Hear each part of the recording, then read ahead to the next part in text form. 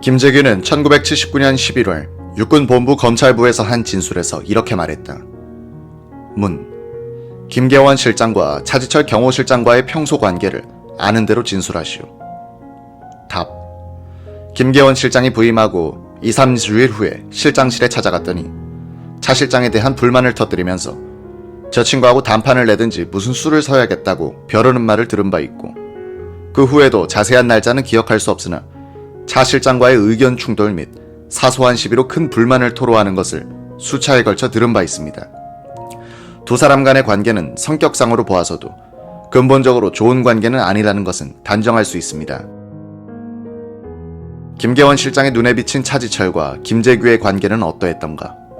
12.6 사건 뒤 육본 검찰부에서 한 김계원 씨의 진술을 읽어보자. 문. 비서실장 재직 시 차지철과의 관계를 상술하시오. 답. 개인적인 친분 관계는 별로 없고 비서실장 직책을 맡은 후 자주 접촉하게 됐을 뿐입니다. 그리고 차 실장의 무례한 행동에 대하여 못마땅하게 여겼는데 본인이 1978년 12월 22일 비서실장으로 부임한 이래 첫 번째 대통령 각하 면접실에서 처음 만났음. 외국에 오래 나가 있어 사정이 어두워 잘 모르니 지도해 주시오. 차지철. 염려 마시고 같이 잘 합시다. 라는 대화를 나눈 것으로 기억합니다.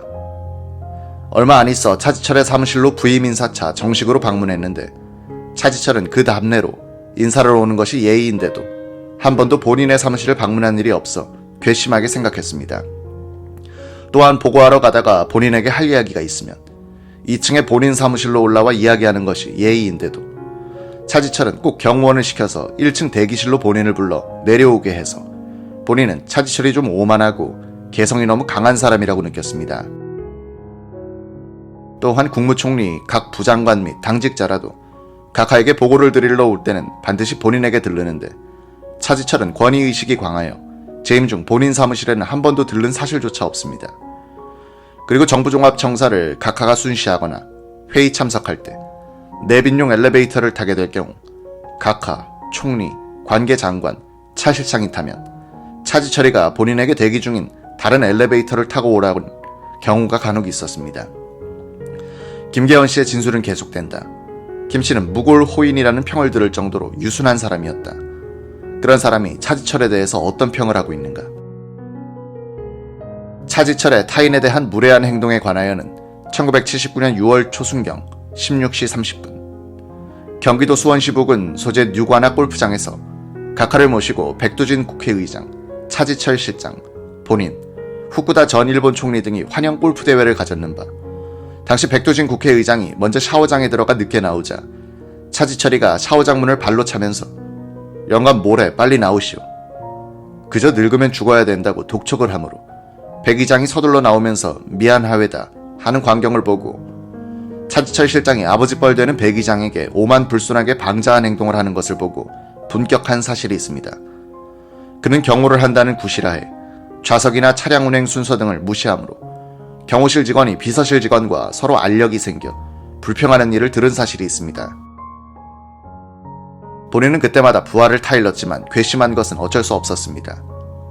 업무상의 보고 관계에 있어서도 본인은 직무상 각하가 매일 출근하시면 바로 결제 서류를 가지고 결제를 받는 것이 통례이나 간혹 차지철은 각하가 출근 전에 직무실에서 대기하다가 먼저 들어가 보고함으로써 본인이 결제를 받는데 지장이 있거나 또한 본인이나 장관이 결제를 받으려고 대기하고 있는데 차지철이 각하 집무실 입구 경호원에게 연락하여 자기가 각하를 배울 일이 있으니 못 들어오게 하라고 지시하여 기다리게 한 후 자기가 먼저 보고한 후 다른 사람들이 결제를 받는 일이 간혹 있었습니다.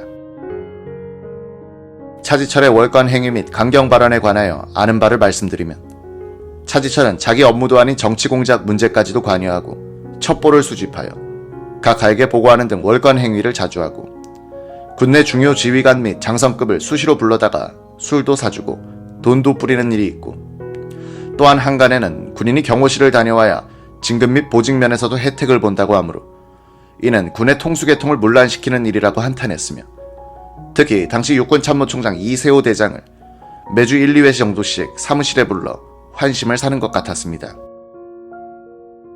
차지철의 강경 발언에 관하여는 여러 번 있습니다만 기억나는 것으로는 각하를 모시고 유정회 의장, 공화당 의장, 경호실장, 본인 등이 김영삼 당수를 국회에서 제명하는 문제를 논의할 때 차지철이 사대주의 발언을 서슴지 않는 김영삼이 하나를 제명치 못하는 국회라면 못하겠는가?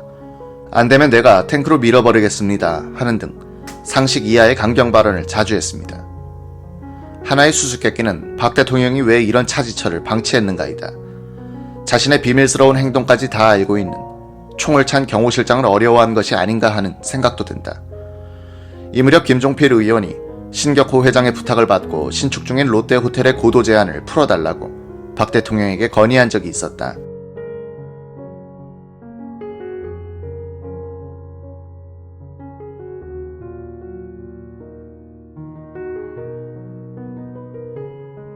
박 대통령은 그 문제는 차 실장한테 이야기해봐 라고 하더라는 것이다. 다시 김계원 씨의 증언을 들어보자. 문. 차지철 경호실장과 김재규의 관계를 아는 대로 진술하시오. 답. 두 사람의 관계는 5.16 혁명 이후 각하를 측근에서 가까이 모시던 사람들이라 제 생각으로는 두 사람 간에는 대통령의 신임을 얻으려고 서로 암투를 하고 있었던 것 같습니다.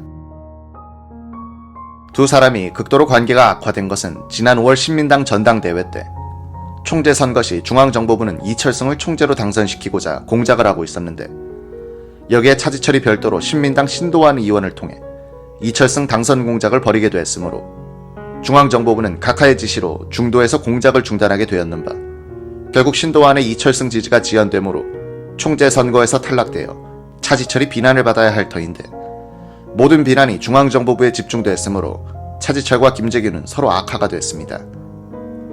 문. 피의자와 김재규가 서로 만나 차지철을 비난하게 된 것은 언제부터이며 어떤 내용입니까? 답. 제가 부임한 지 2개월 후부터이며 김재규와 만나게 되면 차지철을 비난하게 되는데 주로 차지철의 오만불순한 언던과 특히 정치 문제에 깊이 관여하면서 강경일변도의 주장과 건의로서 각하의 결심을 흐리게 한다는 내용이었습니다. 김재규는 차지철을 지칭하면서 저 자식을 해치워버려야지. 저놈을 그냥 놔뒀다가는 각하 결심만 흐려놓고 안 될 텐데.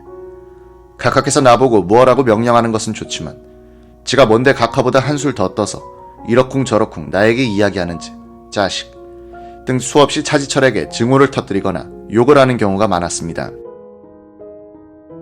위의 진술서에서 나오듯이 경호실장과 정보부장의 불화를 화해시켜야 할 의무를 진 김계원 비서실장이 김재규 부장편에서 경호실장을 비판하는 입장에 서고 있었다. 두 김씨는 오랫동안 형제처럼 친한 사이였다. 김계원은 11.6 사건 후 6본 검찰신문에서 김재규와 맺은 인연에 대해서 상세히 진술했다. 1960년도 5월경부터 본인이 진해의 육군대학 총장으로 근무했는데 부총장이 김재규였습니다. 그 당시 해군과 육군의 군수물자 수송, 양육 합동훈련을 마친 후 마산에서 술을 마시고 진해로 귀환하던 중 앞에 가던 김재규가 차사고로 부상당하자 본인이 그를 구출하여 병원에 입원 가료시킨 일이 있었습니다.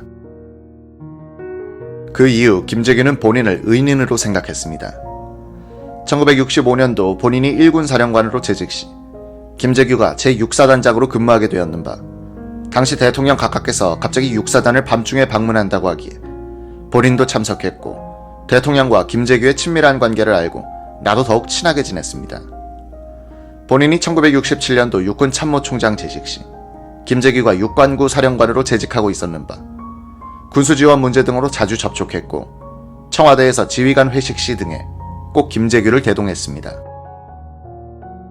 네 번째로 본인이 중앙정보부장 재직 당시에 김재규는 보안사령관으로 재직하고 있었는데 수도경비사령관인 윤필용과는 대통령의 신임을 얻고자 서로 암투하고 권력 다툼을 벌이는 등 극한 대립을 하고 있어 대통령 각하의 지시로 이를 중재한 사실이 있습니다.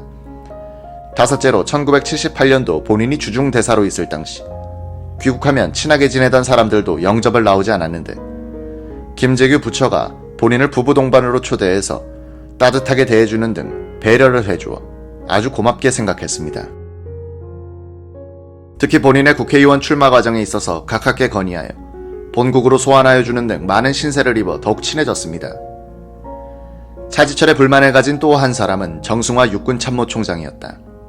강직한 군인인 그는 차 실장이 경호를 빙자하여 군 지휘관들에게 영향력을 행사하려는 데 대하여 못마땅하게 생각했다. 이 당시 군내의 실력자 그룹은 사단장, 연대장, 대대장 등 실병 지휘부서를 장악한 정규 육사 출신들이었다. 전두환 국군 보안사령관을 지도자로 따르던 이 장교단은 군수 내부가 차실장인 게 굴종한다고 보고 선배 장성들을 경멸하고 있었다. 이런 균열된 권력 구도 위에 얹혀있던 것이 박 대통령이었다. 이런 불안정한 구도는 정치 위기가 오면 권력 투쟁으로 폭발할 가능성을 안고 있었다. 형제 같은 두 김씨는 차지철을 미워하는 마음이 연장되어 차실정을 비호하는 박 대통령에 대한 서운한 감정과 배신감까지 공유하게 된다. 권력 핵심부의 감정전선은 김계연 플러스 김재규 대 박정희 플러스 차지철 구도를 만들고 있었다. 이런 감정의 틈바구니에 끼어서 박 대통령이 죽게 되는데 참으로 한국적인 감정 싸움의 결과라고 하겠다. 권력의 핵심부에서 벌어지고 있던 이런 갈등은 1979년에 일어나는 정치 사건에 대응하는 과정에서 더욱 깊어진다. 시스템 운영의 귀재로 불리던 박 대통령이 경호실장에게 국내 정치 공작 임무의 상당 부분을 위임함으로써 정보부장과의 불화를 조장했고 그 피해를 자신이 보았다는 점에서 12.6 사건의 최종 책임자는 그 자신일 것이다. 권력 시스템 운영의 실패인 것이다.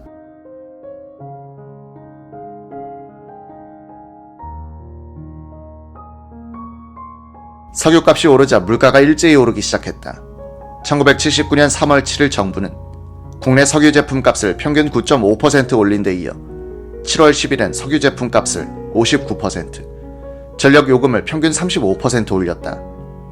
1979년의 소비자 물가는 21%나 올랐다. 기업 도산과 실업이 사회적 문제로 커졌다. 신발 공장들이 몰려있던 부산 진구 출입기자였던 기자도 이해 여름의 주된 취재는 살인사건이 아니고 해고, 임금 체불 같은 것들이었다. 기자가 해고된 노동자 쇼크사, 정년 낮추어 무더기 해고 같은 제목의 기사를 쓰고 있는 동안 부산의 상인들은 세금 과중으로 불만이 쌓이고 있었다. 1979년 부산 시민들이 부담한 세금은 전년도보다 32%나 많아졌다. 10월 16일 부산 시위 때 도심 상인들이 응원하고 가세한 큰 이유 중에 하나가 조세저항 심리였다. 경제 불안과 함께 밀려온 장기 집권에 대한 국민들의 실증을 공세적으로 이용한 것이 김영삼 총재가 이끌기 시작한 신민당과 종교계, 노조, 재야운동권이었다. 이들의 강경투쟁 노선은 국민들의 경제적, 정치적 불만을 자극하고 확대시켜 나갔다. 국민들과 투쟁 세력 사이에 상승작용 구도가 형성됐다. 이를 매개한 것은 신문의 적극적인 보도였다. 8월에는 오원춘 사건과 YH 여공 사건이 동시에 터졌다. 경북 영양군의 카톨릭 농민의 분회장이던 오 씨를 기관원이 납치하여 포항 울릉도로 끌고 다녔다고 천주교 안동교구 신부가 폭로했다. 경찰이 수사를 해보니 허위 폭로임이 밝혀졌다고 오 씨와 신부 등을 구속했다. 이에 대해서 김수환 추기경이 나서서 안동 목성동 성당에서 전국 기도회를 열고 정부를 공격했다. 경찰이나 정보기관이면 무엇이든지 다 할 수 있다. 이 같은 관념이 바로 그 많은 인권 유린 사태를 낳게 한 것입니다. 계속해서 국민들이 눌려있지만은 않을 것입니다. 대구지법은 오원춘 씨가 허위 폭로를 했다고 판단하여 오 씨에게 징역 2년을 선고했고 오 씨는 항소하지 않아 형이 확정됐다. 그래도 천주교와 많은 국민들은 재판 결과를 믿지 않으려 했다. 경찰이 오원춘 사건을 발표하던 8월 10일 더 큰 드라마가 시작되고 있었다. YH 무역노조 소속 여공들이 회사의 폐업에 항의하여 공장에서 농성하고 있다가 마포 신민당사로 옮겨간 것이다. 1966년에 10여 명의 종업원으로 시작한 이 가발 회사는 4년 뒤엔 종업원이 4,000명이나 되는 수출순위 15위의 큰 기업으로 성장했다. 1970년대에 들어서 설립자 장용호 씨는 미국에서 백화점을 차리고 업종 전환을 모색했는데 잘 되지 않아 본사는 축소 경영의 길을 택해야 했다. 1975년엔 종업원이 1,800명으로 줄어들었다. 저임금과 해고 불안에 쌓여있던 노동자들은 1975년에 전국 섬유노조 YH 무역지부를 설립했다. 1979년 3월 29일 회사는 경영난으로 4월 말에 문을 닫는다는 폐업 예고를 했다. 노조는 이에 항의하여 농성을 하고 회사는 살 길을 찾다가 결국 8월 7일 폐업 공고를 하고는 해고 수당을 8월 10일까지 미수령할 때는 법원에 공탁한다고 발표했다. 8월 9일 제야운동권의 문동환, 고은, 이문영 씨가 김영삼 총재 집을 찾아가서 여공들이 신민당사로 찾아가면 그 호소를 들어보고 당국에 해결책을 촉구해달라고 부탁했다. 김 총재는 여공들이 당사를 농성장으로 택할 줄은 몰랐고 호소차 방문할 것으로 생각했다고 한다. 200명에 육박하는 여공들은 당사로 들어오더니 4층에 올라가 농성에 들어갔다. 김 총재도 여공들을 위로하고 억울한 일이 없도록 정부에 반영하겠다고 약속했다. 그는 또 여공들의 침식에 당이 나서서 편의를 제공하도록 시켰다. 신민당은 정부 측과 접촉하여 여공들의 요구 조건을 반영시키려고 했으나 홍성철 보사부 장관은 대화를 거부했고 김재규 정보부장이 청와대 대책회의에서 강경 진압을 주장했다. 8월 11일 새벽 경찰 병력이 신민당사에 들어갔다. 여공들과 함께 저항하는 신민당원들이 경찰과 난투극을 벌였으나 여공들은 간단히 끌려 나왔다. 취재 기자들이 여러 명 경찰에 구타당했다. 상황이 끝나고 난 다음에야 여공 김경숙 양이 떨어져 있는 것이 발견되어 병원으로 옮겼으나 곧 사망했다. 김정섭 정보부 제2차장보는 1979년 11월 18일 육군본부 계엄보통군법회의 검찰부에서 한 진술에서 YH 여공 농성 사건의 진압 과정에 대해서 상세히 설명했다. 요지는 김재규 정보부장이 강경한 진압을 지시했다는 것이었다. 1979년 8월 9일 오전 10시부터 YH 회사 여공 200명가량이 회사 내의 문제를 해결해달라고 신민당사에서 집결하여 농성을 시작했습니다. 다음날 오전 10시경 청와대 김계원 비서실장실에서 김계원, 김재규 등이 참석한 가운데 연석회의가 열려 강제 해산시키기로 결정했습니다. 본인은 그날 저녁 8시경 치안본부장실에서 경찰 투입에 따른 안전대책을 논의했습니다. 소방서에서 사용하는 안전망이 2개밖에 없어 부득이 매트리스와 모포로 대책키로 하고 다음날 새벽 2시에 병력을 투입하기로 했습니다. 그 후 치안본부장이 류혁인 수석 및 고건 수석과 안전대책을 점검한 결과 미흡하다는 결론이 나와 하루 이틀 연기하자는 건의를 본인에게 전화로 걸어왔습니다. 이에 본인은 김재규 부장에게 2차례 연기해달라고 건의했으나 김 부장은 김계원 실장도 연기하자고 연락이 왔지만 일단 상부에 보고한 대로 실행해야 한다고 강조하므로 본인도 2차례 김 부장의 뜻을 치안본부장에게 전하고 8월 11일 새벽 2시 경찰을 투입하여 YH 여공들을 강제 해산시키도록 했습니다.